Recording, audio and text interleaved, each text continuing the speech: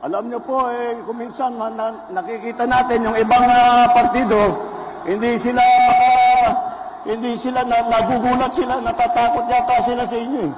Dahil pagka nakita ang line-up ng alyansa, kung ano-ano na sinasabi, narinig lang natin ng isang araw. Wala daw pag-asa, siguro, kanina wala silang pag-asa, kaya papatay na lang sila ng 15 na senador.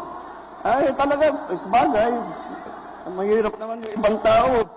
Ang iniisip lang nila, ang kaisa-isang solusyon sa lahat ng problema ay pumatay pa ng Pilipino. Nakakapagtaka kung bakit ganun. Ngunit, maintindihan mo rin. Dahil kung ako nga ay nasa kabilang partido, at itong mga ito, ang kaharap natin, ay bako, mahihirap sasabihin ko, mahirap na kampanya ito. Dahil mabigat ang kalaman.